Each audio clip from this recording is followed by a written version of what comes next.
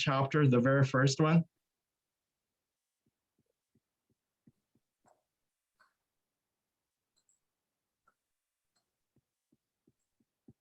So a quick outline. We'll start with a short bio of Mencius. Sorry about the misspelling here. And then we'll go into actually some of the questions kind of Alex brought up. Mencius, I call it Mencius versus the establishment. So we're going to talk a little bit about the historical background and landscape at that time, what kind of challenges he was facing. He was actually kind of a, you might say a dreamer, a radical, and trying to subvert the establishment thinking at that time.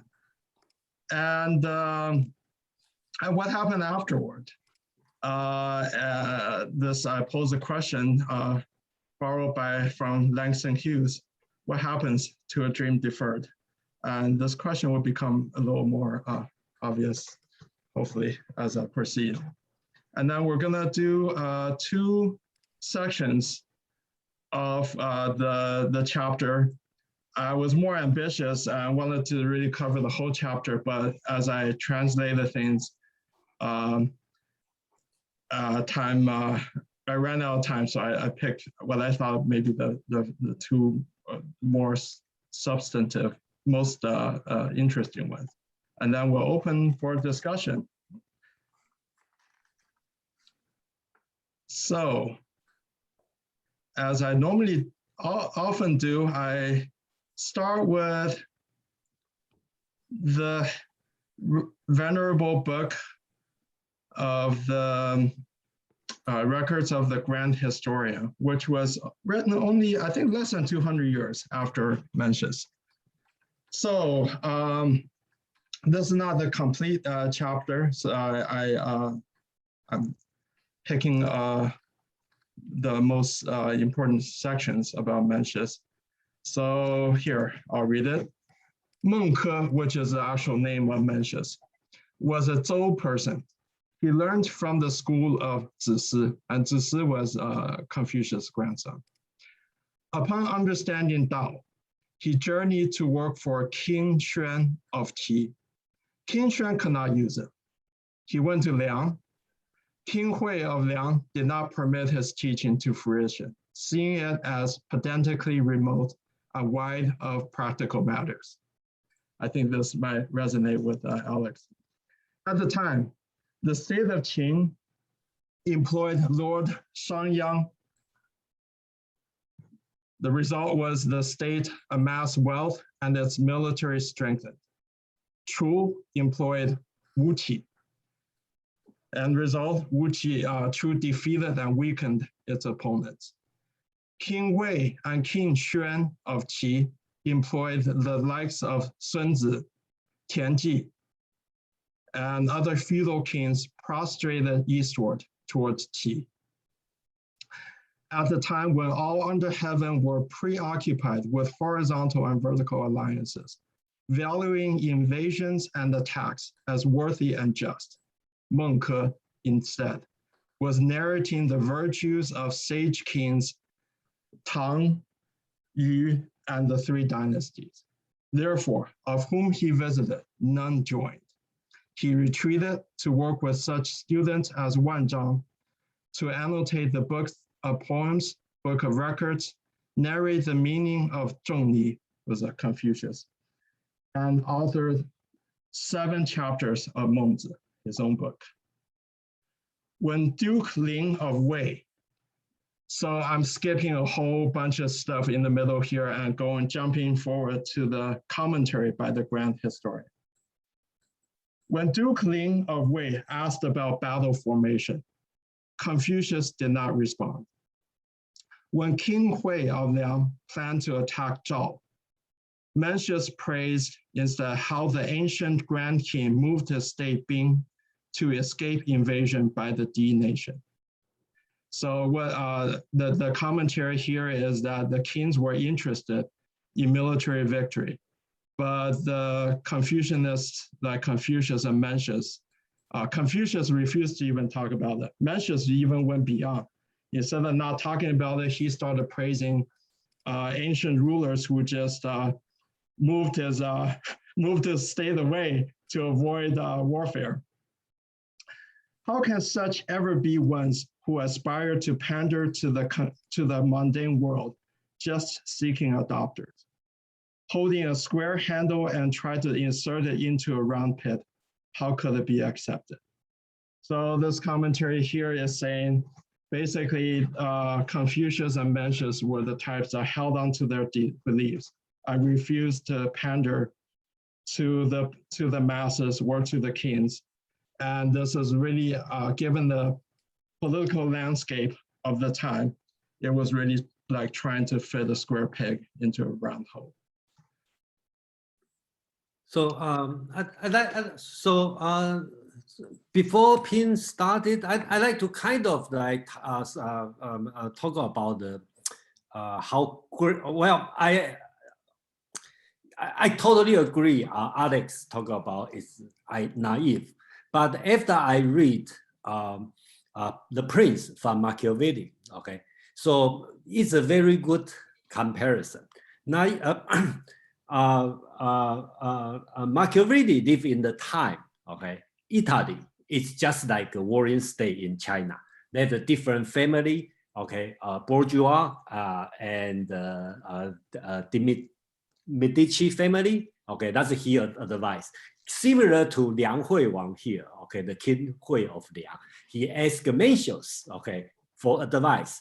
Same situation as Machiavelli, okay. The Machiavelli give advice to one of the prince who is the powerful one, potential right, about Medici family, right? And you can see what's different kind of advice they give. You can say, okay, Mencius is naive, it doesn't work. Okay, Machiavelli is evil. Okay, but let's set this aside.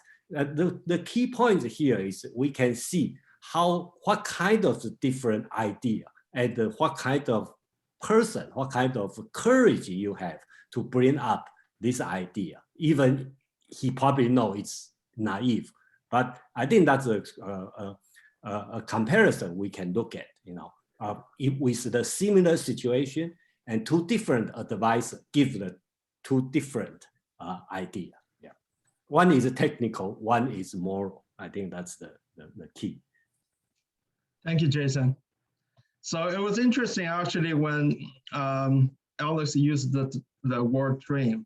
Somehow that must have come into my mind too, because as I was preparing these slides, the famous poem by Langston Hughes, the great American writer, Harlem, came into my mind for some reason. What happens to a dream deferred? And we'll come back to this poem later. So I put here the biography in Chinese for those who are interested. And so let me start with a little bit of the situational and historical background at that time. So Mencius was in the warring states period, the very last stage of the Zhou dynasty when it was falling apart. And this is the time about 400 to 200 BC. At that time, 7 states dominated China. And this is from a situation where 300 years before that, there were more than 100 states. So as you can imagine, there was a lot of brutal, hostile corporate merger and takeovers, if you will, or rather state mergers and takeovers. By that time, military campaigns with hundreds of thousands of soldiers on each side became common. Rulers were preoccupied with building up military strength, both for conquering and for self-preservation. Basically, Qing was the rising star, expanding very, very quickly in strength after their legalist reforms. All the other states' rulers were shitting their pants. And as we know, eventually Qing brought all the other states to their knees and unified China. So Mencius, sorry. I have to manage my screen because all these other elements block part of the screen. So that's why I have these pauses. Yeah, Alex had the hands up. So. Okay. Yeah, Alex, go ahead. Yeah, I just want to add a short comment to the period of warring states. It sounds like it's warring states, but this is also, I just want to give other people some other background. This is also the time where, technology and culture and literature and all sorts of theories on war and how to govern and all these philosophers. This is the time, even though it was a very difficult time in the Chinese history, but it also produced a lot of very valuable things that for us to study later, especially on the technology. You've seen the terracotta soldiers from the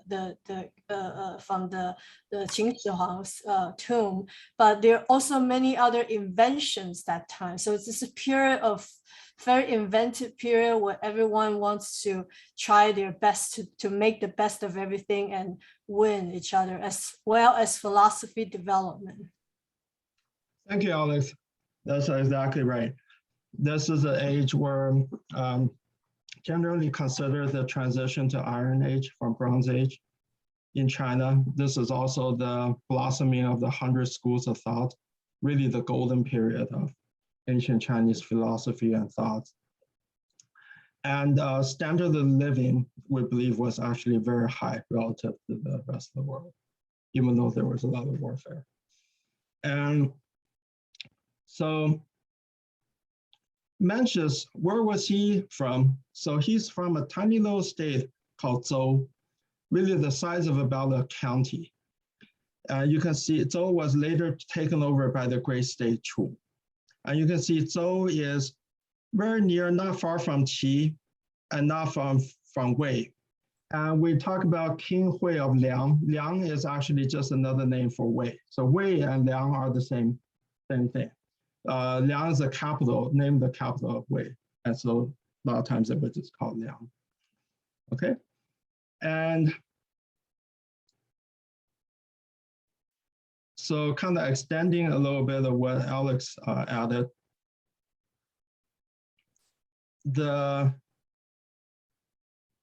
In the biography, if you recall that we just read, he first went to the state of Qi to try to convince the king of Qi to adopt his ideology. So there's good reasons why he would do that. First of all, he wasn't very far from Qi. Another thing was, Qi was very well known at that time, and very welcoming to all schools of thought. And the king created the Qixia Academy, which is one of the world's earliest state-sponsored institutions of intellectual higher learning. It was established by the king around 350 BC. So prominent scholars from diverse schools of thought and states went over there, and they were bestowed official titles and residences and the government support for their livelihood at the time. So it was really a gathering place for a lot of the top-notch thinkers that we still know today. Had 1,000+ scholars, including Mencius, Xunzi, conducted regular debates, wrote books, and lectures. And Xunzi was particularly venerated at that time. He was served as the chair or the president of the school. Who was Shenzhe again? I'm sorry? Who was Shenzhe in terms of the history of Chinese philosophy? Xunzi was another Confucianist giant. He kind of had an opposing philosophy of Mencius, even though they're both Confucianists. Mencius preached that humans are born with the seed of benevolence and goodness. And Xunzi professed that people are born with bad qualities. And that's why you need to educate them to make them into good. So another thing to explain in the biography is this term vertical alliance and horizontal alliance, that the kings were preoccupied with that. So here again, we go back to the map of the Warring States period. And Qin was the juggernaut. It's growing really rapidly in strength and constantly expanding and attacking the other 6 major states. So Qin is the big pink state on the left here in the west. So, and this was really, Lord Songyang was kind of the first person to start reforming Qin, applying his legalist school philosophy, and created a state that was at the same time more totalitarian and egalitarian than the other states, and therefore amassed highly centralized power, but drawing talent directly from all layers of society. It used to be the states in the feudalistic system at that time, only really nobility and their associates served in government, but Qin completely kind of decimated the hierarchy, and anyone could enter into government and military service. So that made the nation very strong. And so in response to this great growing threat, for self-preservation, there were 2 strategies by the other 6 states, and they were competing strategies. One was to combine vertically. So that means forming an alliance of the 6 states to defend themselves against Qin. So this is called the vertical alliance, because if you group all these 6 states on the east together, it looks like more of a vertical block. The other strategy was opposite, was to screw the other states, build an alliance with Qin. You want to be with a powerful nation that was going to defeat everyone anyway.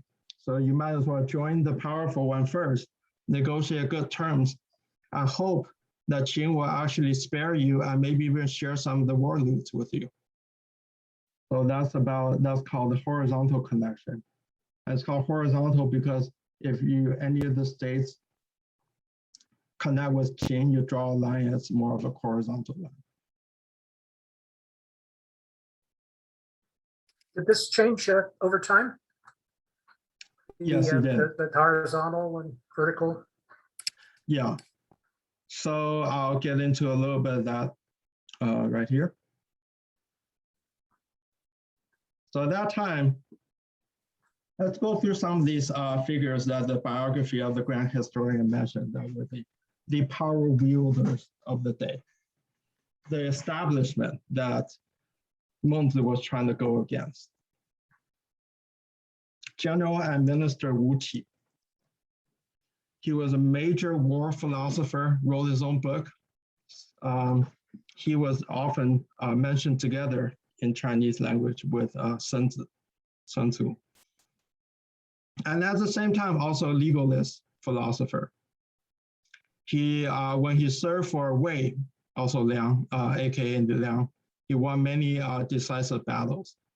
And then he went to Chu and implemented the legal political reform, a little bit similar to what happened in Qin, where he took away the privileges of the nobilities and drew everyone of all classes into government and applied law and order evenly to everyone who's not the king. And he actually raised the ires of the nobility so much that they killed him. You had Prime Minister Sanyang of Qin. I already talked about that. You had generals Sun Bing and Tian Ji, who won major battles, were very brilliant strategies and tactical devisers. And Su Qin, who was kind of the inventor of the vertical alliance, he was extremely prominent. He at one time convinced the kings of all 6 states to enter into a vertical accord against Qin. So kind of a forming of a sort of a NATO-like alliance, if you will. And actually simultaneously appointed by all 6 states to be their prime minister. So for a short period of time, he really was the most prominent, most powerful person. And a little bit after him, in response to the vertical alliance, another person very similar to Su Qin in character was Zhang Yi. Actually, he was more underhanded than Su, to be fair. And he was the main promoter of the horizontal alliance. And his main purpose was to dismantle the vertical alliance that was actually effective at times in checking Qin. So he did it through diplomacy, lies, and bribery. And actually he managed to take apart completely dismantle the vertical alliance and played a key role in Qin's eventual conquer of all these other states.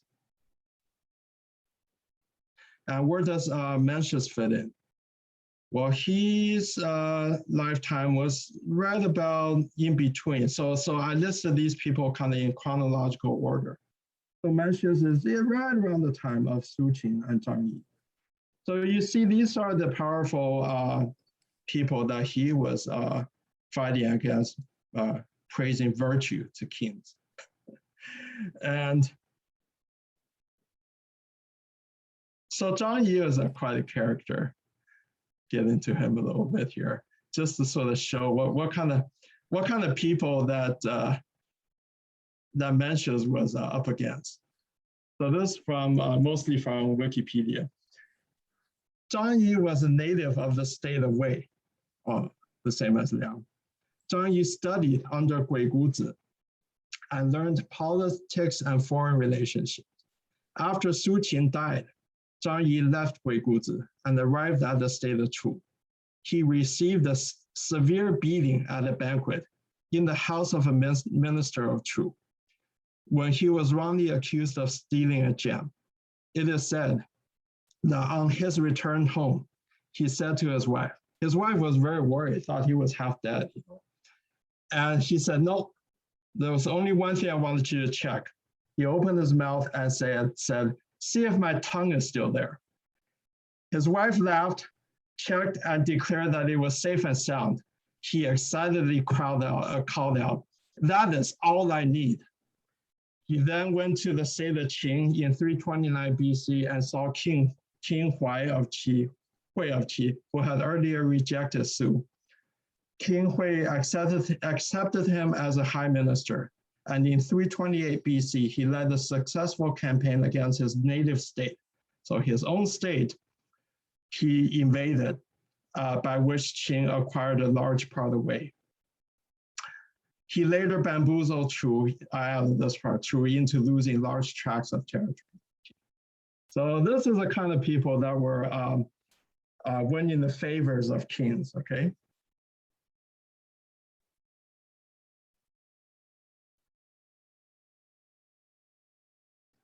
So how about Mencius? He, as I said, his lifetime was right around the time of Su Qin, about almost 180 years after Confucius. He is an academic descendant of Confucius' grandson, so he traces a academic lineage all the way to Confucius. And as we can tell from the biography of the grand historian, right, it was kind of a melancholy life where he traveled, he had he thought he understand the Tao, the essence of the world and life. He went around trying to preach and get kings, powerful kings to adopt his ideology to make the world better. He never accomplished that. Everywhere he went, he was rejected. So eventually he went back and wrote some books with his students, and annotated some books and wrote his own with his students. So, but 2,300 years later, halfway across the world, we're sitting here talking about it. So there must be a triumphant moment, right? When did that happen? Well, you have to wait 1,300 years. For 1,300 years, he had been regarded as, in China, as just one among the myriad thinkers of Zhou dynasty. So, in today's language, he was considered a influencer, but, maybe had hundreds of thousands of Twitter followers, but he was no Kim Kardashian by any measures. All right. And so he did not receive any semblance of the reverence reserved for Confucius, or even Confucius's favorite student, Yan Hui. Yan Hui was actually, inducted into Confucius' temple. Mencius was not there. So, but by Song dynasty, which is about roughly 1,000 years ago, the court and the Neo-Confucianists, especially Zhu Xi, greatly elevated his stature. And in AD 1083, officially the court bestowed the posthumous title of the Duke of Zhou, and next year inducted him into the Confucius temple. And basically from that time on, he attained sagehood, officially. Mengzi, his book became one of the 4 books that was, the must-knows if you wanted to take the imperial civil exam and intergovernment service. And so today, 2,300 years after Mencius, what he professed constitutes really essential parts of Chinese thinking and social norm. It's embedded in us. And this is, his influence today is incomparable by all these other people, these aforementioned contemporaries who at the time outshined him and wielded great power. So his day has come for sure. And so in fact, it's interesting to me, actually, you look at the Zhou dynasty philosophers that are most influential today: Laozi, Confucius, Zhuangzi, Mencius, Han Feizi.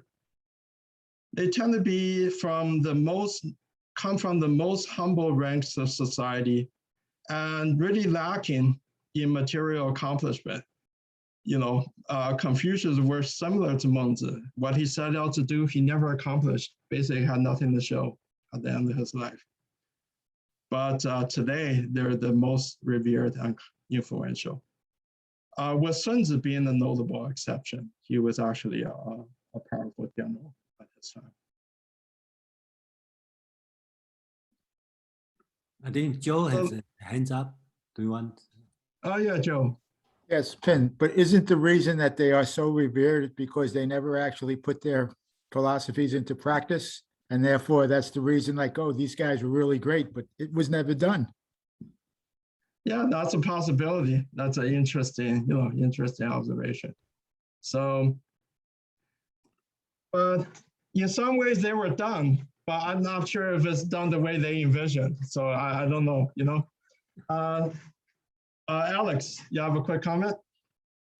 Yeah, I just want to ask you about in the last slide, you said Mengzi was one of the 4 books to study. But I believe you last time you mentioned that Mengzi actually didn't write any book. So I'm guessing that this book it's a book about Mengzi and what he preached. Someone else wrote it for him, wrote about Mengzi. Or did he write it himself? Oh, well, I don't remember saying that, but that's okay. I can still answer the question. It's not clear whether how much Mengzi he wrote himself. Maybe none, maybe some, but certainly it's written in the voice of his students. It's always like Mengzi said this, Mengzi said that. You know, in Zi at that time means teacher. So it always was teacher Meng said this, teacher Meng said that. So it's certainly written in a voice. It's like the analects of Confucius. You know, Kongzi said this, Kongzi said that. It certainly sounds like it was written by his students and his students' students. So my estimation is probably Mengzi didn't directly write the book, although we can never know for sure. Yeah, So I would anyway, they I think that same as the Confucius, right? I don't think they are writing any the book, but Mencius' teacher, okay, Zishi wrote one of the 4 books, right? The Great Learning, probably compiled by him.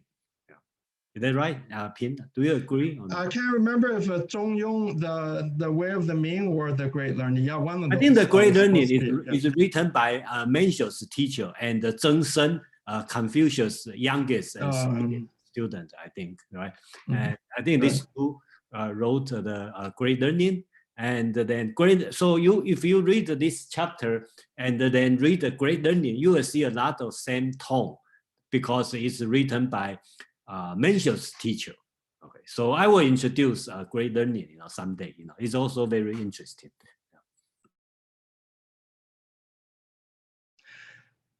So yeah, now let's go back to this poem by Langston Hughes. What happens to a dream deferred? What are Langston Hughes' thoughts?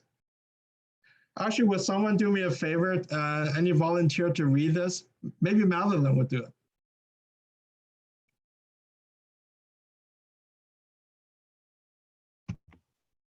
Do you mean to read the poem? Yes. Well, I'd like to. I don't have a call. I can do it in about 30 seconds. Okay. I can read it, Pin. Okay. Yeah, James. Thank you. Okay. What happens to a dream deferred? Does it dry up like a raisin in the sun, or fester like a sore and then run?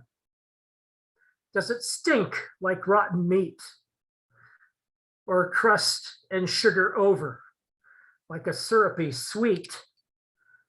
Maybe it just sags like a heavy load, or does it explode?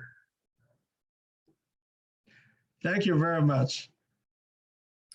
So my answer will be Mencius' dream exploded, only it happened 1400 years later. So to all of us, don't despair. Triumph will eventually come, but sometimes you have to wait for more than a millennium. Or you have to have a whole world, not just a China. Yes. So let's go into the reading of some of the original text. So opening scene, I call it an old man radically challenges the establishment by saying that a ruler should forget profit and practice Ren and Yi.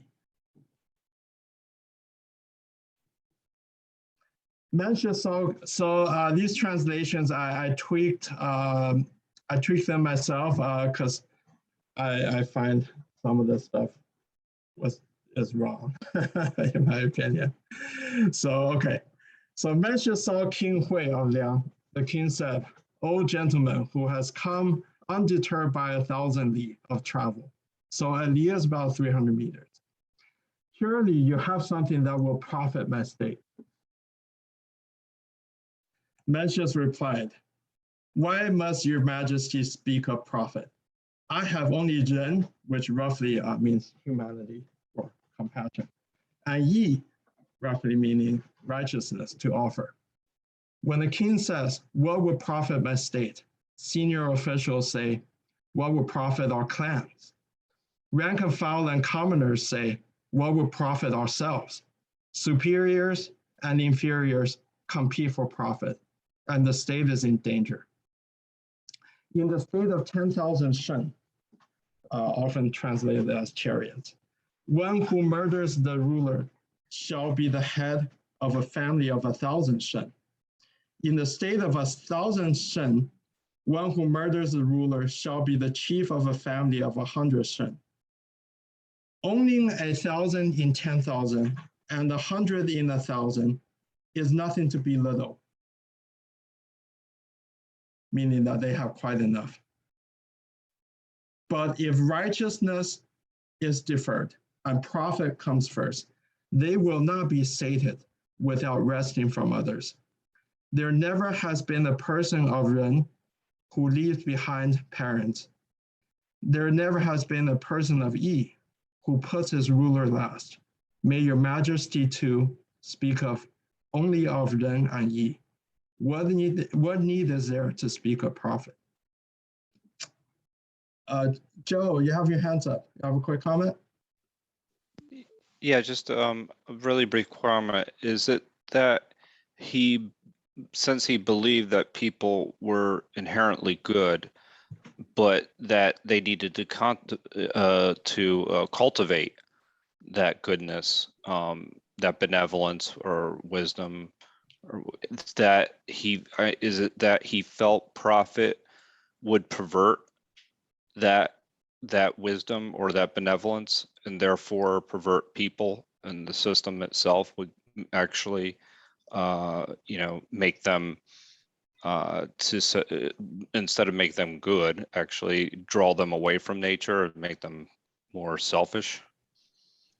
Oh, I would say it's excellent insight. Yes, I personally, I very much agree with you. Your interpretation. So a little bit, this term shen is an interesting thing. So I want to spend a little time on that. So little glossary, shen, often translated as chariots, and understood, I believe probably 99% of Chinese people don't understand its real meaning in this context, let alone people who don't read Chinese.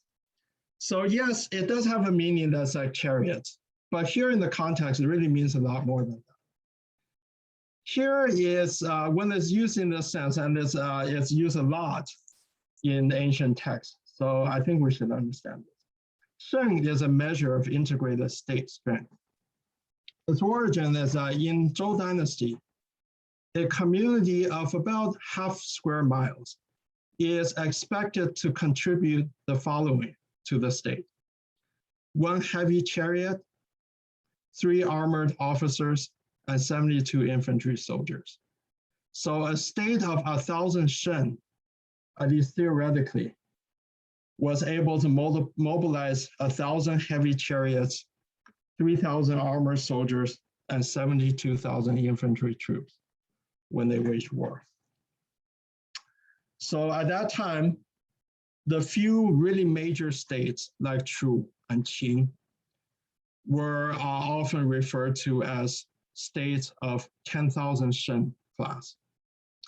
And the 1,000 shen states were the kind of the medium strength, weaker states. All right, so our next segment of reading, I basically skipped through a lot of the stuff in between, went to the last segment. So break that down into a few different segments. So the first one I call. So you are going to move to the other story, to the end of story? Yeah, his dialogue with Xuan Wang, the King. So right now we go to the last very long part, so we already done with the Wei, right? The Hui. Yeah. King Hui. Yeah, thank you. So my main point there for picking that opening section is, it illustrates how he was received, what the kings expected him to tell them, And then he starts talking about this, compassion and righteousness and everything. And so he really was kind of out of tune, for that time. I think it took a lot of courage on his part to go around. Do you want to discuss a little bit the story, or you want to finish this one and discuss the? That's finished. So yeah, let's just go through the material, and then hopefully we'll have plenty of time for this. So this next section I called From Compassion for an Ox to All Humanity.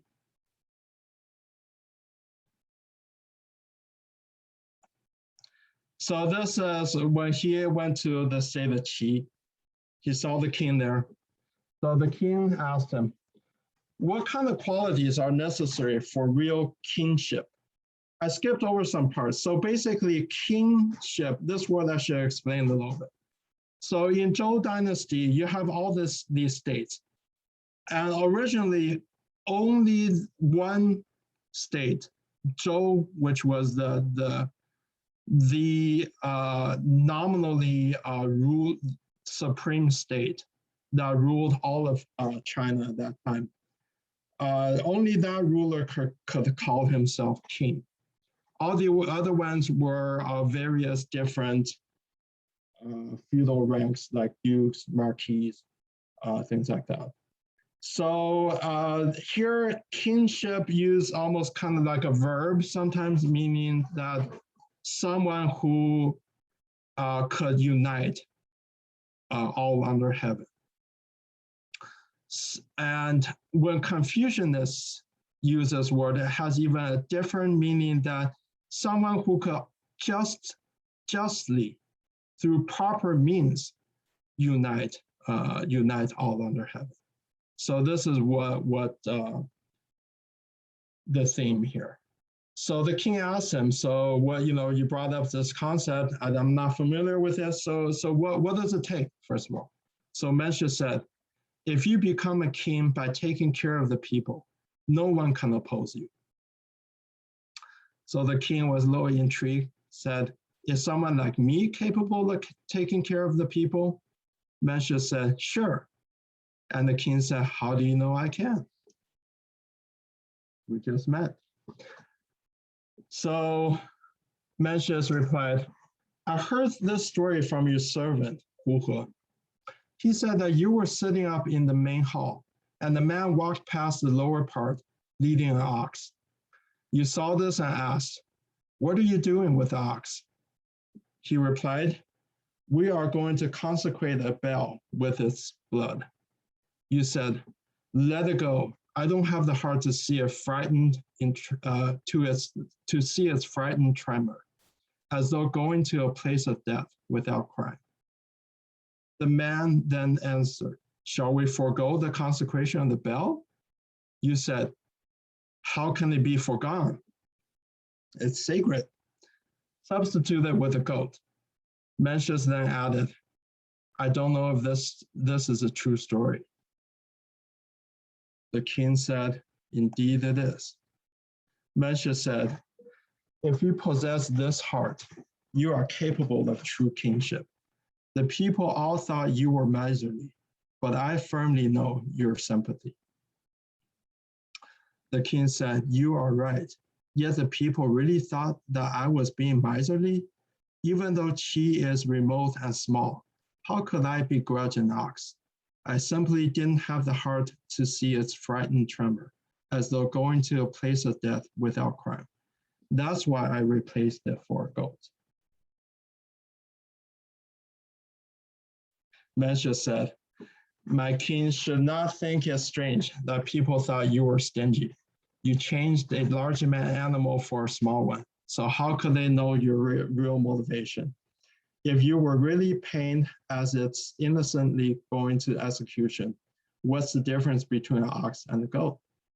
The king laughed and said, truly, what was I thinking? But I didn't change it because of the expense. No wonder people have called me miserly. Mencius said, no harm. What you did was an act of ren. You saw the ox, but had not seen the goat. when it comes to animals, if 君子, this is another Confucianist jargon, often translated as noble person, has seen them while seen animals while alive, they have not the heart to watch them die. If they hear their sound, they haven't the heart to eat their meat. Therefore, Junzi stays away from the kitchen. The king was pleased and said, it is said in the book of poems, people who have their minds, I fathom them. He's referring to that basically Mencius was able to sympathize with his true thinking. What you have said is just exactly what happened with me. But when I sought within myself, I couldn't really see my own motivations. As you have shown me, there is compassion in my heart. But how is this befitting for kingship? So Mencius elaborated. He said, suppose someone said this to you, I am strong enough to lift 600 kilos, but not strong enough to lift a feather. My eyesight is sharp enough to scrutinize the tip of autumn down, but I could not see a wagon load of firewood. Can you go along with this? No, the king said. Mencius said, then how is it that your compassion reaches to animals, but not down to the people? If the single feather is not lifted, it is because your strength is not applied. And when the wagon load of firewood is not seen, it is because your vision is not applied. The people's not experiencing your care is because your compassion is not applied. Therefore, your Majesty's lack of true kingship is because of a lack of effort, not a lack of ability. The king asked, what is the difference between non-effort and inability? Mencius replied, if it's the case of taking Mount Tai under your arm and leaping over the North Sea and say, I am unable, then this is truly inability. This is true inability. If it is the case of snapping a branch off a tree for an alder and you say, I am unable, this is non-effort. It is not an inability. Thus, your Majesty's not achieving kingship is not in the category of taking Mount Tai under your arm and leaping over the North Sea. It falls in the category of not breaking a branch.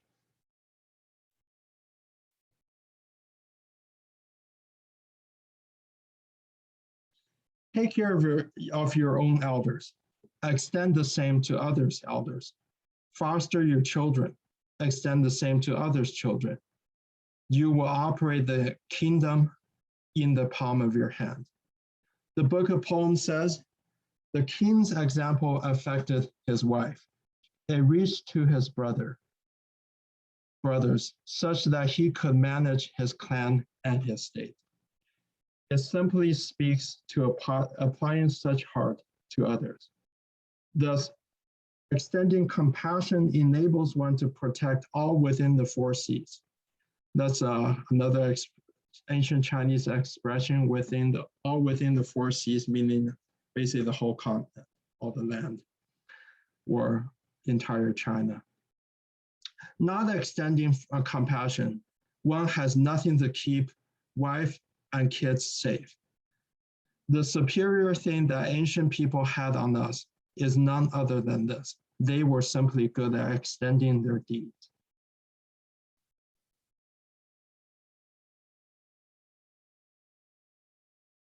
Now your compassion is sufficient to reach animals, yet no effect reaching the people. Why is that? We first must weigh, then know the degree of light and heavy. We first measure, then know long and short. Matters are generally as such, and especially the heart. My king, please gauge.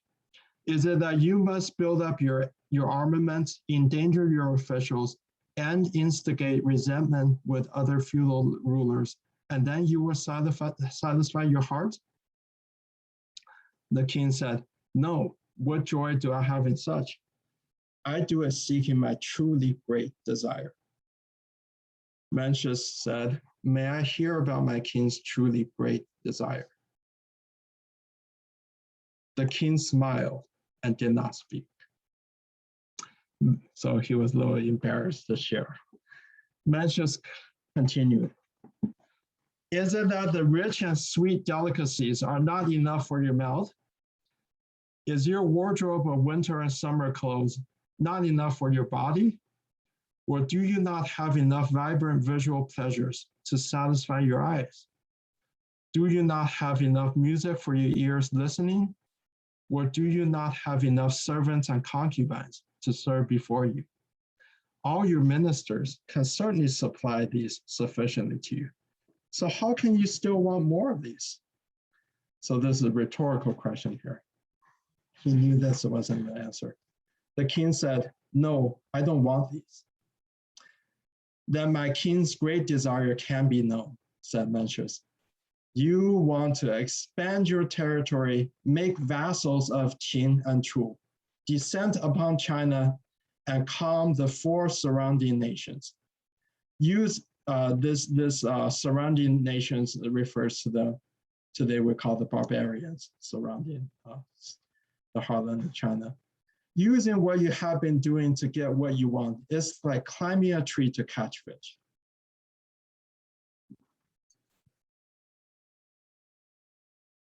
So that's quite a statement. So we're going to the next session, which I label, why should a king care? Okay, now he's getting to the point where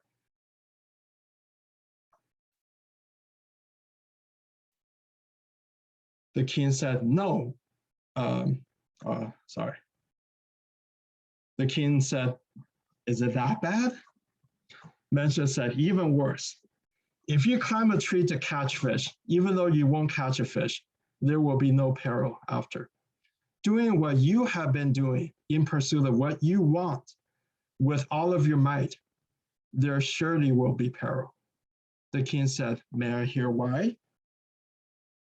Mencius said, if there is a war between Zhou, so Zhou is the tiny little state that Mencius is from, and Chu. Chu is one of the biggest states. Who does my king think will win? Chu will win. Indeed, a small state, so this is Mencius saying, a small state is no match against a large state. A few is no match against many. The weak is no match against the strong. Within the 4 seas, there are 9 regions of 1,000 square li, and Qi counts for 1. If with one part you try to subdue the other 8, how is this different from Zhou's fighting Chu? This is against fundamental.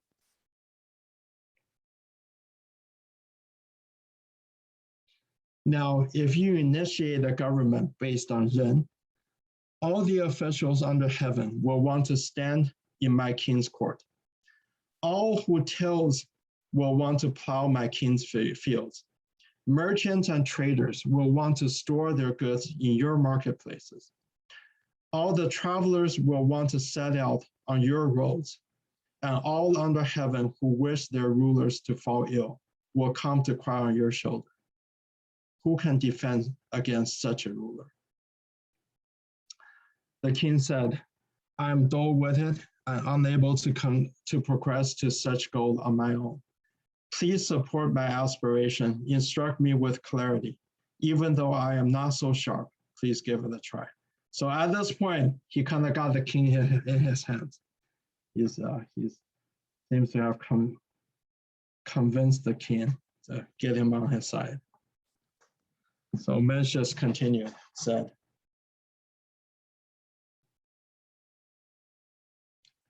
I think we're going to only a shi. So a shi is another hard to grasp concept. It's basically a class of people that's between nobility and commoners. They serve in the army, they serve in government. So only a shi is able to have a persistent heart without persistent asset. If people lack persistent assets, they consequently do not have persistent hearts. Lacking persistent heart, there is nothing they will not do in terms of uncontrolled deviance and extravagance. When the ruler traps people into crime and follow up with punishment, it is framing people. How could a then person be in power, frame people into crime and consider it just? So basically he's talking about, you create a state in which people don't have things like real estate, persistent livelihood, and you're basically goading them, creating a situation where they go into crime. So it's really the state's fault. And when you punish them, it's unjust because you've already framed them into a life of crime. So what is his vision of implementation? I break into two parts. One is social justice, which he kind of alluded to. Oh, sorry. So this is where when I cut and pasted things, made a little mistake. So we already did the top part here. So he follows on with, therefore, the enlightened ruler will regulate the assets of people so that facing above, they have enough to serve their parents, and facing down, they can foster their wives and children. In good years, they always have enough to fill stomachs full, and in perilous years, they evade death.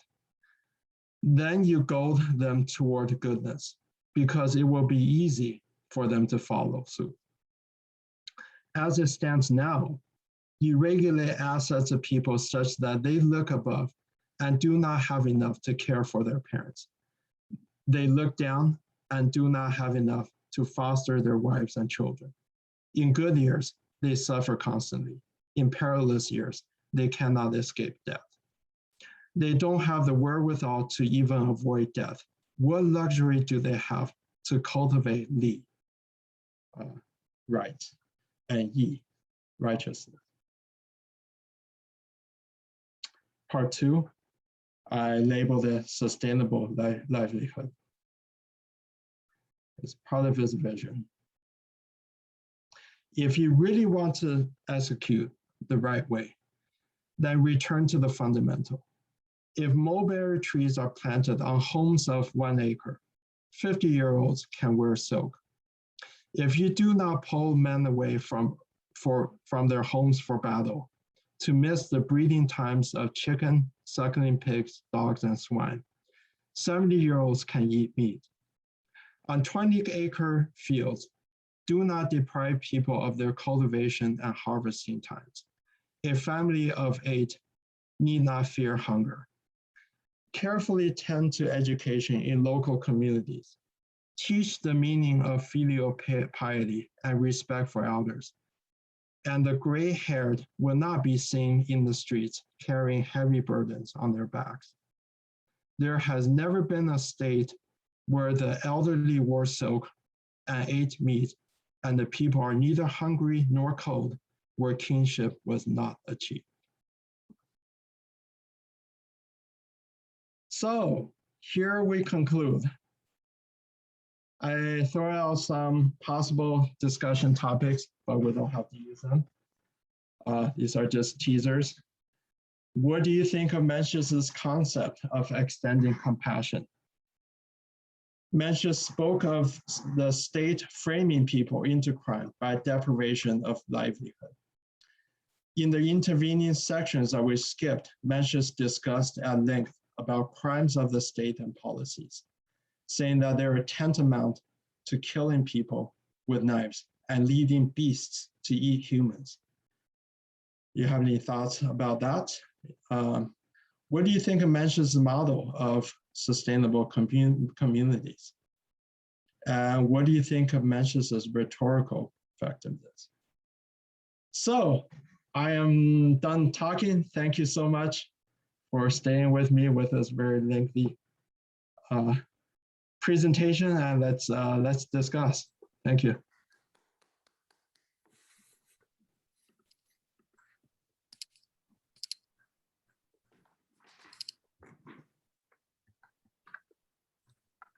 Um, for me, I'll just start because nobody's talking.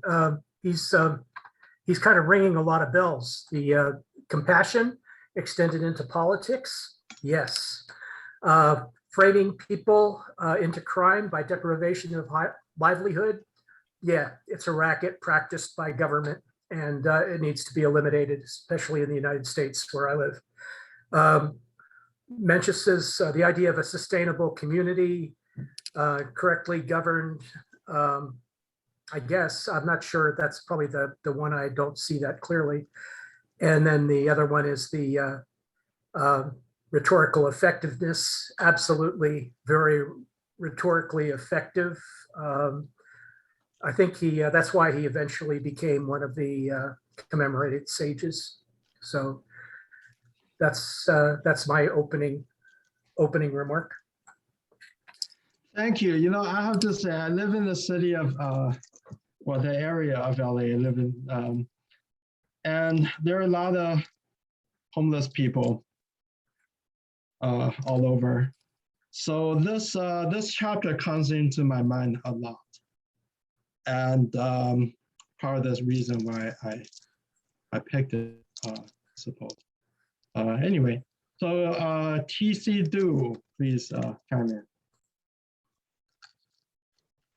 Okay, I guess I'll start from the bottom up. I think it's effective because it employs, the Socratic method insofar as, he has this conversation with the king and waits for the king's response. I mean, there's been a lot of thoughts going through my mind insofar as contemporary events. I would say that his concept of extending compassion is largely regulated, like in the United States, by our agencies, such as the subsidies that we give to farmers for both price control and what to grow in terms of sustaining certain industries. I think in terms of the future, it's going to take a group like this or advocates like Cesar Chavez in particular, because we're talking about food and sustainability in terms of the mouths of people, and people like Larry Itliong, who started movements that basically, while it started with Samuel Gompers and the Knights of Labor, it's about unions, and we can see it happen currently, right? Kellogg workers are on strike, Netflix workers are on strike, teachers are constantly on strike, and I think that as individuals, right, like we have a process called direct democracy and initiatives and referendums. And while we tend to often like just be, I don't know, apathetic with regard to just blaming leaders, at the end of the day, it's up to us to sort of act and react to certain events that are happening. And things are happening daily. For instance, like in Vietnam, right?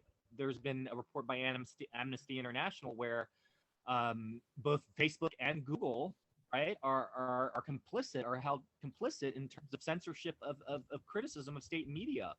And so, do we let Zuckerberg off the hook? No. I mean, at the end of the day, the people of Vietnam themselves will revolt if Facebook takes a clear stance and says, no, we're not going to allow you to censor freedom of speech. And I guarantee you, if the people of Vietnam aren't allowed to Google and aren't allowed to get on Facebook, there will be a proletariat revolt. And similarly, right, like we have to look at the Fifth Estate. Like, what is going on with our media that technically are the watchdogs of the government? I hear things like, Politico being acquired by Axel Springer, and so we just, Sheldon Adelson in Vegas controlling, the Las Vegas Journal record. And I don't know, I think we have a responsibility to all of that. And I'm sorry, I'm so passionate, but all of these things have been rolling through my mind. And so that's as far as sustainable communities, right? We have to look at models. Oh, finally, I wanted to talk about the things of globalization, right? So, we have positive factors such as, the EU being created. On the other hand, we had Brexit, and I think largely we can blame that on Cambridge Analytical. And in the United States, we have organizations like Axiom that do the same thing, that basically data mine people's profiles and affect the results of our elections. Climate change is another issue, and related to that is going to be energy. And so, I'm certainly a proponent of Bill Gates, who believes that our technology has advanced so far that we can look back at nuclear fission and other alternatives that previously scared us and that we previously made mistakes on. But the problem is that it's interlinked with corporate interest, right? Like, so we have Citizens United, which basically allows corporations to donate as much as they want to political campaigns. And so, it's going to take a multi-tiered approach, but I think there's hope with regard to climate change and energy, as long as there are people willing to stand up for their rights and organize, such as labor. And it's just a very complicated process. I'm certainly a firm believer in Mencius's and that's all. I'm sorry about it. Well, thank you for sharing your thoughts. I actually think Mencius will be extremely pleased. I think my suspicion, he failed to convince the kings. He went back and wrote the book, and he was hoping that in later times it would invoke these kinds of not just intellectual but emotional reactions in people to self-reflect. So people waiting in line may not appreciate your long comment, but I think Mencius would be very pleased. Thank you, TC. I'm just go.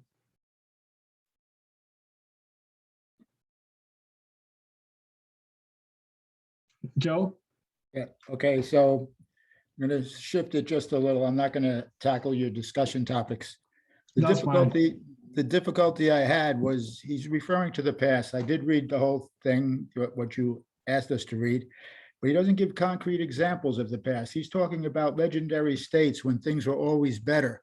And this sort of reminds me of, like, older people have a tendency to always think back on the past as being great. But if you actually lived it, you realize, no, it wasn't that great. That's just what you want to proclaim it to be. So without concrete examples, this is a utopia that he's referring to, but I don't know that it's existed. I would like to be told at some place where this actually took place. And it is the Socratic method, I get that, but the other guy is being written by Mencius, so I really don't know what the other guy said. And this it's a very one-sided discussion. I thank you for bringing it up because I wasn't even familiar with him before, but I would like to see some concrete examples of what he's talking about. Well, excellent comments.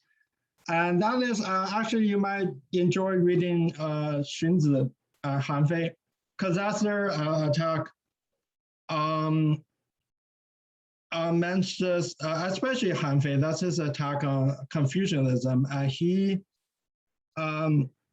professed, basically he was against singing the praises of the ancient sages. I think this was covered in one of the discussions that Jason led.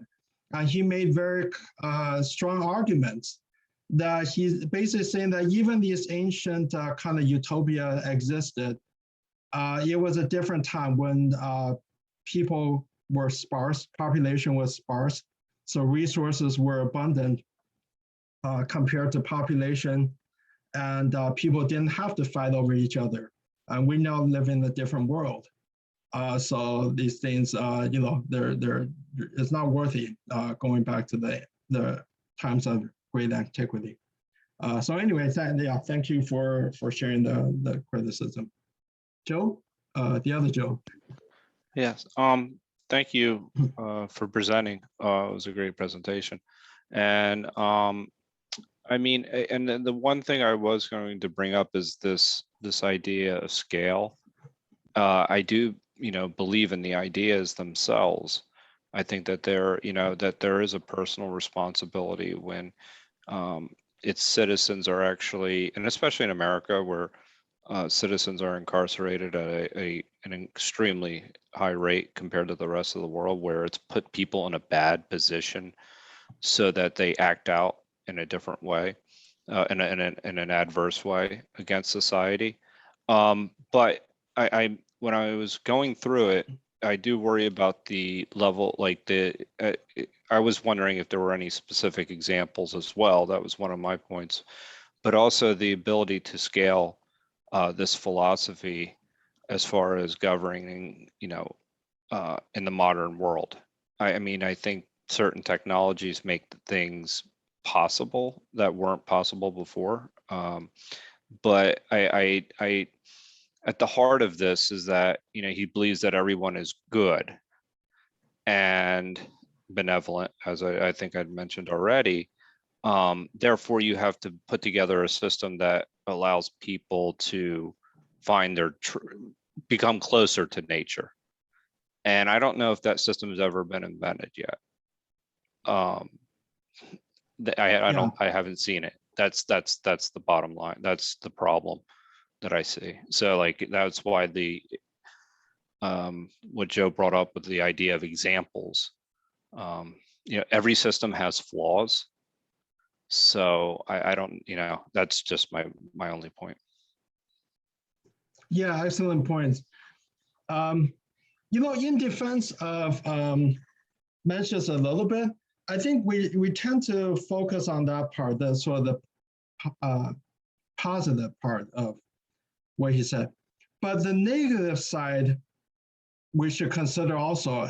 Perhaps he makes a strong case that the way of neglecting Ren and Yi and these virtues, and you just continue in this war path, is that going to work? Right. So I think that point is perhaps equally important. Like, are we? Yes, what he preached perhaps it cannot be realized, but the opposite end, with the world that we have been living in, and I'm talking about the warring states, could that sustain itself? Even though you get profit at the time, you might be expanding your territory, but you keep doing it on leveraging on the backs of people and having people go to battle and killed and giving up, you know, keep producing for the state. Was that really sustainable? So anyway, this is my kind of defense for Mencius. Madeline, please. Can I respond to that really quickly? Yeah. Just really quickly, I agree with you wholeheartedly. You know, but are those the only two options available? That's the only thing I would put forth. So anyway, right. Okay, sorry. Yeah. Great question. Yeah, Madeline. Yes, thanks, Pin. This is a terrific presentation as always. I think you hit the nail on the head when you said population. If we had a fraction of the current population, it would be pretty much everything. Climate change, sea level rise, everything that people worry about would be greatly diminished. My question is actually from the very beginning of the whole thing, and perhaps I'm off track here. I'm troubled by the unseen sheep or goat. I'm wondering if that has any symbolic value, like is that another state that since the king doesn't see it, it's okay to kill it? Or what's the purpose of that? Because I do wonder about that, the unseen animal, and that he is deliberately, even if he attains the state of Ren and his kingship and everything, he's still doing it by turning his eyes away from the sacrifice of something else. Is that even part of this narrative? Yeah, good question. I think here's my interpretation. Embedded in Confucius philosophy is that people are born, I guess you can say, selfish. And first they love themselves, they want to protect themselves. And then, but they're also born to love their parents. And to a slightly lesser degree, maybe, you know, they love their family, and then they to a lesser degree, they love their extended families. And so the Confucianist philosophy is that that's okay, that's human nature. But what you want to do is they put a positive spin on it. They're saying, well, that means people are born with a capacity of love. And what we need to do is that teach people to extend that love to eventually to everyone. But you have to start with yourself, your immediate family, do that well, and then you extend it layer by layer. And the other school that vehemently opposed that was the Moist by Mozi. Mozi professed that, no, you need to just love everyone equally, immediately, and go out and completely devote yourself to service for the community. So I think that's the point underlying, that's the thinking underlying Mencius, saying that, don't feel bad about okaying to replacing the ox with the goat because you see the ox and so you feel for it more, and because you don't see the goat, you don't really feel for it. That's like human nature. But look on the positive side of it. You do have compassion, even though it was very limited and only very immediate. But what you need to do is hold on to that thought and expand it greater. Jenny. I hope you don't mind me slightly going off the topic. Again, I agree with everyone. It's a nice, wonderful presentation. But what I'm finding amazing is that you have 2 lines of Chinese characters, and the English interpretation is like double the characters of Chinese characters. I find it amazing that it takes 4 lines to interpret what's in 2 lines of Chinese. Don't you think that's kind of amazing? I'm actually very glad you made that observation. It's very true, and actually my translation is shorter than the link that I grabbed online. I started off with one of the translations online. I found there were a lot of extraneous words. I really trimmed things down in places. Classical Chinese, that's part of the beauty. It's extremely concise. It's perhaps not great for exact meanings. That's why, it's hard to translate even into modern Chinese. So you wrote the Chinese characters that we see that you read? You wrote the Chinese translation? The Chinese is the original text. No, I didn't type it myself. I mean, I could but there was, I copied and pasted. Oh, okay. Yeah. Okay.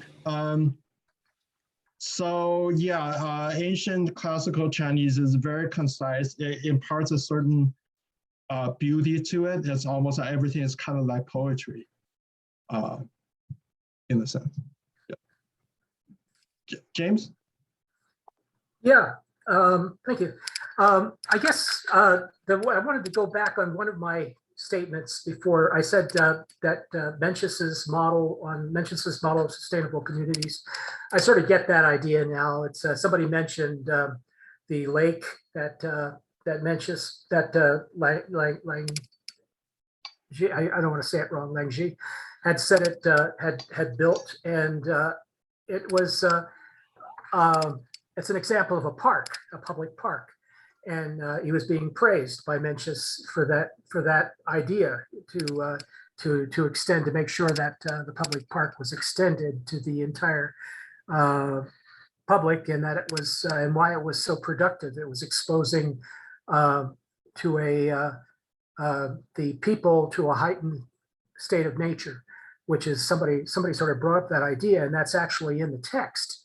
That the king actually had that impetus, and Mencius was praising that idea of adding close to now. And also at that time, more people were engaged in farming. So their households were farming households. They already had more connectedness to nature than we do today. almost entirely industrial civilization. So, and the other thing is this idea of doing things, that for people. In other words, I see that very strongly in Mencius. And when originally I thought my presupposition coming into this meeting before I read the text was I didn't really like Confucianism that much, except for filial piety and the truth in certain of the ideas. I didn't really like it compared to the metaphysical strength of Lao Tzu. So I think this has kind of turned my mind. This has changed my thinking quite a bit, and the idea that about capitalism.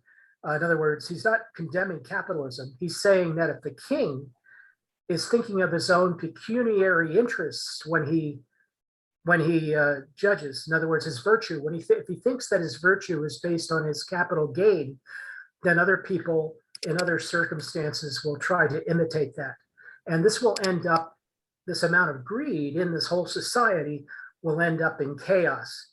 He's not saying that wherever capitalism or wherever the idea of creating wealth for oneself is always leading to chaos, it doesn't quite hold, because we already know that there are capitalist countries where that do a fairly good job of spreading the wealth around.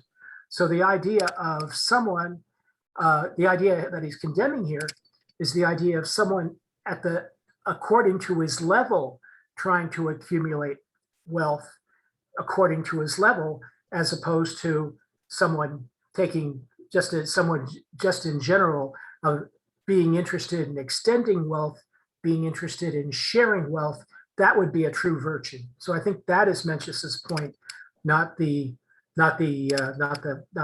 point that about any possible greed, is evil, right? So that's all. Right.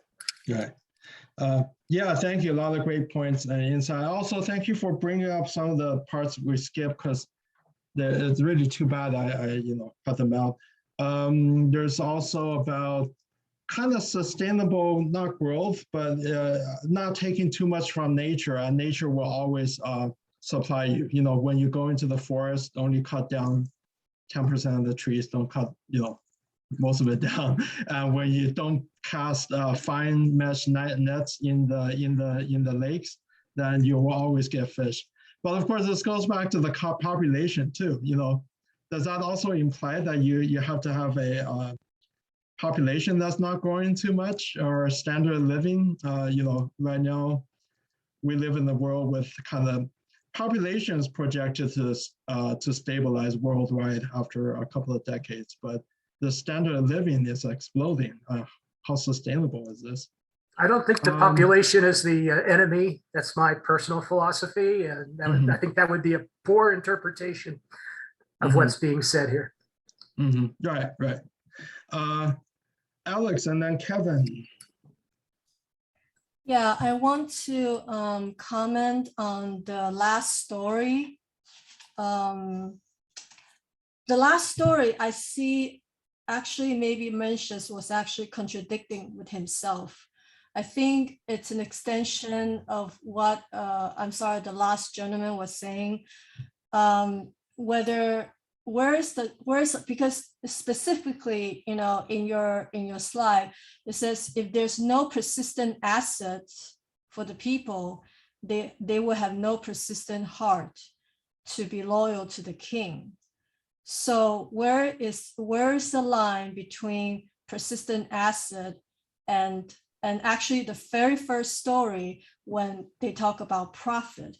Even though Mencius in this story was all talking about how the king should govern his state, but there's actually not much to talk about, how people should live. He talked about sustainable communities where people should farm, and you don't want to interfere with their farming when they have enough food to eat. You know, it's kind of like a nice, you know, cycle for people to live. But you know, the truth of the matter is, when people start getting better and better, there will be competition. And so I don't think Mencius make very clear on what's the line being drawn for persistent acid. That's the part I think he did not make clear. And I have a second. Do you have any comment on that? Yeah, I do. Clarification, and then yeah, I agree. Kind of something inspired by what you said. The persistent heart is very difficult to translate because the meaning, frankly, in the original text is not clear. I kind of intentionally left it kind of a vague translation because it's really up to everyone's interpretation. The literal translation would be something like constant heart. Is some basic desire to be stable and not do devious things, as far as I can tell. So it's not the heart to be loyal necessarily. But I think you brought up a great point is, when I read it, it's also, there's a little bit of a self-contradiction, is that eventually he refused in the beginning to talk about profit, but eventually he does get to that. Like basically, this is how you will become strong, and you got to do it this way, right? So he did kind of, so in a way he did bend himself, if you want to call it pandering, he did bend himself quite a bit to be able to get this rhetorical conversation going, to get to pull the king in. Right. So yeah, so I agree with your observation. And actually, this is going to lead to my second comment for the last story that you told. There's a very striking line in the story that really just struck me, and because I can read Chinese, so now I know where this comes from. 君子远庖厨也. Yeah. 君子远庖厨, which means actually Mencius already classify people into different categories, right? First, you have the farmers and the commoners, the people who do the farming, right? And then you have the shi, where you said is somewhere below the commoner and nobleman. Then he has a third layer, which is the nobleman, right? And after that, there's the king. So I'm not sure when the person was writing about what he said, notice that he's actually categorizing people. And that's not a problem. The problem is, I believe that Mencius' goal is to educate everyone, right? Bring education. So possibly all of them could become noblemen. So if everyone started to become shi or noblemen, then who is going to, do the cooking and the farming? So I think in itself, it's a little bit, he has some bias towards people. He feels that there's just, regular people doing the farming. And if they have enough to eat and survive, then they have a persistent heart. And then if you're a nobleman, you don't even want to go into the kitchen, which I feel this is the one. That's why men in Chinese culture don't like to go into kitchen, because they think that they're higher, they should not kill and they should not see the killing, so yeah, that's how I feel. I agree with everything you said, but there's clarification. So 君子 doesn't, it's unfortunate in English, translated to nobleman, like a no. 君子 actually in Confucianism, noble as meaning good, so the good person. So 君子 actually can be anyone, can be a commoner, can be anybody. So that's one clarification. But what you said is true is number one, Confucianism is not against social hierarchy. It actually tends to reinforce social hierarchy. And that's why, a big reason why these rulers of later times like to adopt Confucianism as state philosophy. And so that is very true. And it's also very true, this saying has, common saying is very commonly used today. Oftentimes when people, especially men, don't want an excuse, convenience excuse for not cooking.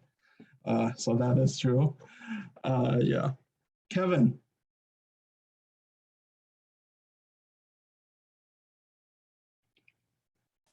Okay, thank you, Pin, and great presentation. Yes, I got a couple points. Maybe is I'm going to argument, not maybe kind of a disagreement about. I guess Joe mentioned a utopian, maybe this kind. I would see either this one utopian as a people's dream, as a dream life. Actually, we as human being, individual, pursue something like this, right? For let's see, from a Western point of view, for example, charity. If let's say we human consider it's bad ourselves, why we do the charity? Why we do donation to others? So this is something I would say you cannot either way. It could be incomplete. For example, this human being by nature is good or by bad. It could be neutral. That's the first argument for me. Second one is about the humanity and righteousness, versus the profit. I would say this one is material by profit, finance related, another is about virtue related.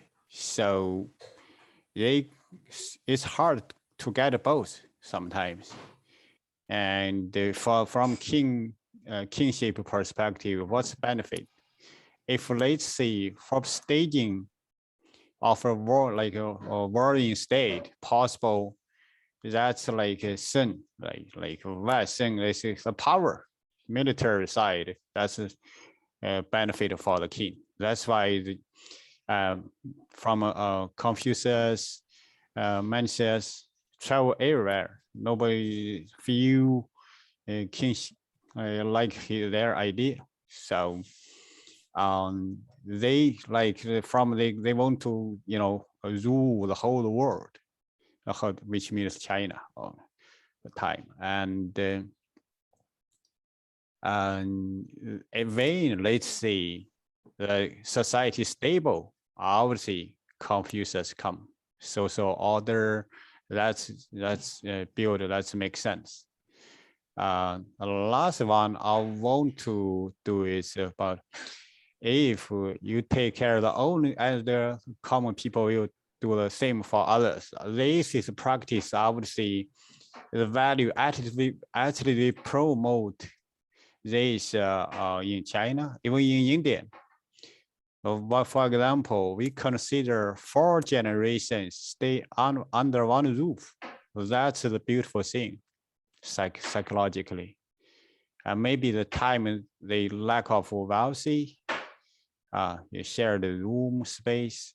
Now they stay possible. It's if but the heart still connected. That's and. If you come about, Alex mentioned that about from tax. Let's see, he live far away from the kitchen.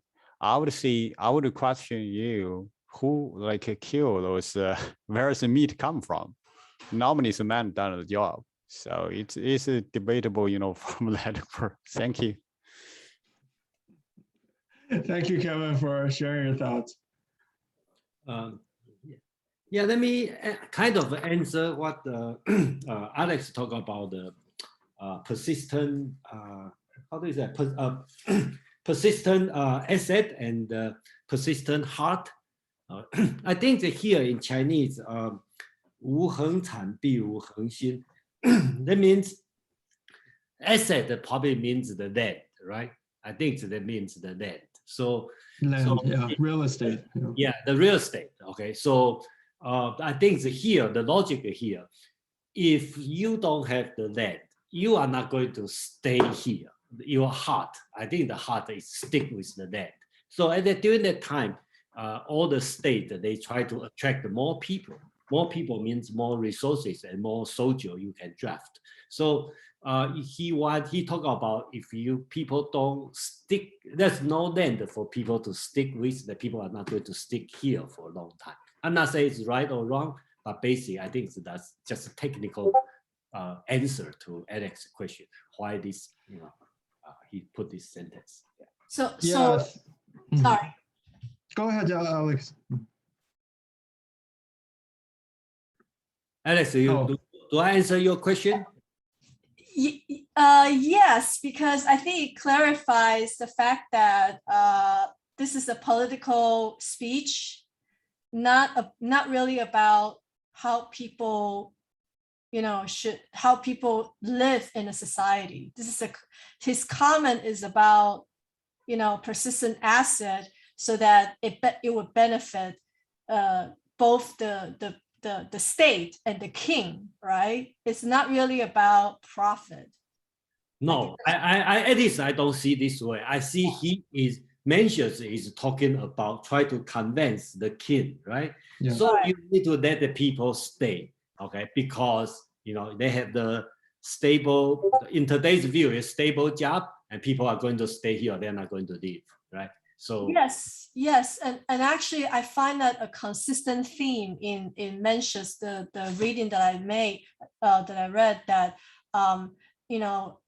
keep attracting people from outside of the country, is one of the ways to sustain the kingdom, and as well as to prove that the king is good. That's why people want to come. So I think that clarifies. Thank you. Yeah, I think that's and then I find out. I personally, I think I read this one probably slightly different. On the first dialogue, right? And then I don't remember what Pin's translation, but basically Mencius is telling the King Hui of Liang, talking about the country with the 1,000 horse, 1,000 cheng, 1,000 carrot, okay, will revolt to the 10,000 vote, 10,000 10,000 carrot, okay. Yeah. So basically talk about the small one revolt against the bigger one, and your next. So he's talking about the feudalism system, but I pay special attention on this because you can see Mencius is naive, but in another side to look at how brave of Mencius is bringing up this idea. Remember, this guy, the King Hui of Liang, I think his father is revolt against. Okay, yeah.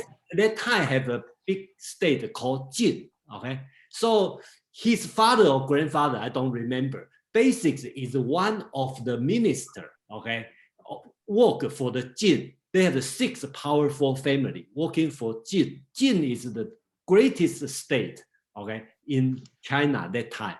So the 6 of family, they fight each other, kill 3 of them, and then revolt against their king or their lord, okay, and split the state to 3. One is Liang, one is Han, one is Zhao.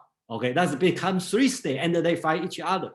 So if you bring this background, okay, to the conversation, you will know what kind of person of Mencius, right? He talking to the person, his father doing this.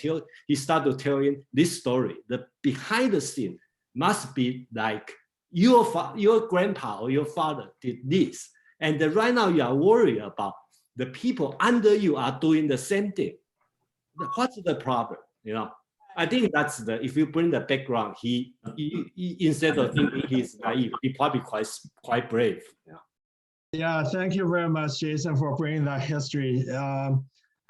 Yes, and the three, it's a famous part of the history called the three clans dividing Jin. So I mentioned they're talking about the clans murdering their rulers. And the three clans division of Jin is actually the official start of the Warring States period. That's commonly used as a definition, the demarcation of the beginning of the Warring States. Also, yeah, I totally agree with Jason's and Alex's comments on the persistent assets. I see a lot of modern analogies. In most countries, home ownership is a big issue, right? Political topic, because it promotes social stability. And you look at the U.S., we have Freddie Mac, Fannie Mae, big programs to facilitate people buying houses, real estate. Why? Because overall it promotes social stability. And really, you look at what keep people regulate people's behaviors in the U.S. The law, codified law, is perhaps maybe not the most powerful force. In my opinion, mortgages and insurance are really powerful in regulating,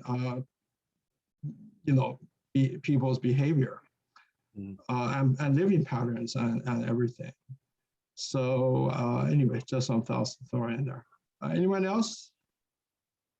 Well, I think there's something when I think Joe and I think both Joe, okay, and mentioned about the example, right, for the last paragraph, right? People kind of looking for the example, and I like to pin your answer, instead of looking on the positive side, right? You think about like if no moral sense, okay, and that's also has a problem. Look at on the negative. So it's very applicable in today's society, right? In today, especially in America, we kind of talking about the system, freedom, and all forgot what's the moral on the government, right? You cannot just complete out. So that's a good way to look at. And another way to look at is the last paragraph. When I read this one, I think about today's China, right? If you examine word by word, okay, and on the last sentence, talk about kind of utopia. Actually, today's China is doing exactly what they are doing. They start to give the money, okay, deliver the food to the old people. If the people has over 70 years old, if they live along, the government start to deliver the food. They did all the good thing, okay? And then, so they do exactly like this paragraph is doing the utopia, okay? So the question is here, I'm not saying they did great, but the situation is, do you want to live in that society in China? Okay, what's wrong with that?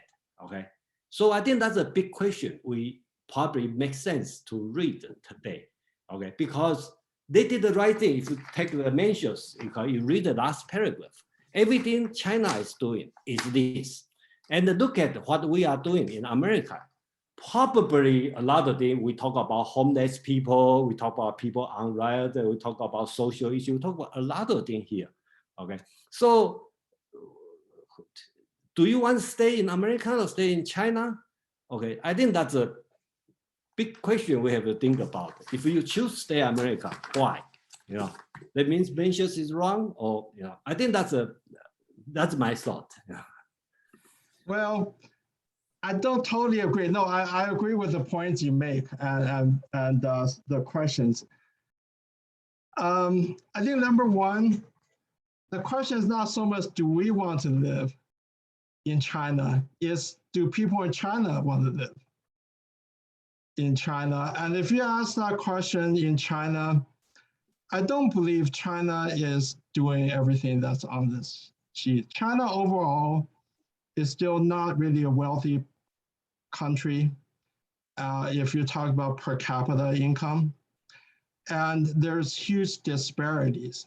So right now in the West, we tend to see pictures of Shanghai and Beijing and the coastal areas, which is very, parts of it are rather very wealthy. But you travel around in China, there's a lot of elderly people carrying heavy loads on their backs, and a lot of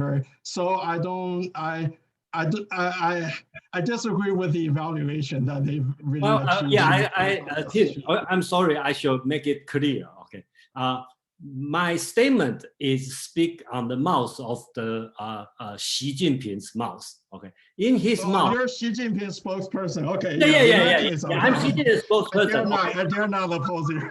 So he sent me here. Okay, and tell everybody that's my view. Okay, and nothing wrong. You see the Tibet, you see the Xinjiang, Taiwan. That's just small population, right? We take care of the majority. That's just small population. We will take care later, sooner or later, right? So that's his view, and he really believe. Well, I really believe that's correct. Okay, so that's the role I'm talking about, and that's really, I think that's really a hard question, and we need to really think about it. I'm not saying you have to agree or disagree, but I think that's really a controversial issue we are facing. Yeah, definitely like the question, the questions you posed. Kevin and then Alex. Yeah, I would share this. Let's say let's use China and US to comparison. 40 year, 50 year. 50 years ago, I'm not born. Let's say 40 years ago. Let's see, transportation. It's a horse. Maybe done could be a cart. That's standard, like for farmers. Now this day, then slowly change the bike. Then with 3 wheels vehicle. Then now car. Then tractor. This is so commonplace. So they need food. That time of 1 year, let's follow Chinese New Year, maybe have meat. Then like my wife, it's hard to eggs even so have this chicken for eggs for sell for change to the money, buy salt, that's for 40, 50 years ago. Then clothing, maybe the whole family, maybe one new clothing or use clothing for brother, sister, share each other. Now it's everything here. Now with clothing, they use almost same to here. And the food, then also the house used to be like, I mentioned the 4th generation, we value 4th generation, one under room. That's one first have no choice. Now it's different. One family, even couples, maybe 2 houses in different cities. It paid off. So it's to use time and space. Aristotle, that's Carlos. Let's use that perspective. You think about the people living from this vertical perspective for time space. You see a different. That's if you look, even YouTube, look at local farmer Chinese. Let's see, you see that's a surprise you. Second, look back to US. That's a big Detroit 3, right? Those, let's see, steel worker and the car workers. What can you find that kind of job today? If a high school graduated, it's a different. I would say you look for time span. US definitely from low ordinary people, I would say there it's not get better. Or get a little bit better because we all use phones, the smartphones like standard. And in China side, they see the change. Like that's why Dr. Jim is a fill of the belly. That's 2,000 years for Chinese. That's a big dream for them. That's the first choice. It's hard. Now it's different. Now we call the empty plate. Because you order so much, you cannot finish. That's not good. I'm going to pause here. Thank you. Yeah, thank you, Kevin, for bringing up the different perspective, which is also very true. is China in the past 40 years has lifted, amazing numbers of people out of poverty on a scale that affects determines the world numbers as far as the number of people in poverty. And we all know about the rapid economic developments. Yep, thank you. And Alex. Yeah, I actually want to comment back to what Kevin was saying about the situation in China. Actually, there's a great example here in the story 1A number 1, opening question to Mencius, where he talked about in a kingdom of 10,000 chariots, the murder of the sovereign is usually from a clan of 1,000 chariots, so on and so on. So I can imagine right now, and the point of the conversation is the last one, where he says, we need to, talk about what we really need to talk about is humaneness and justice and not profit. So I think what China is doing wrong right now is that they put profit before humaneness and justice. That's why, you see a lot of unrest in, these regions, because how they treat these people, not with humaneness and justice. So I actually think that it's brilliant how, so many thousands of years ago, Mencius already saw this, that this would be a problem if you don't put humaneness and justice over profit. And then the other one I want to comment is, I forgot.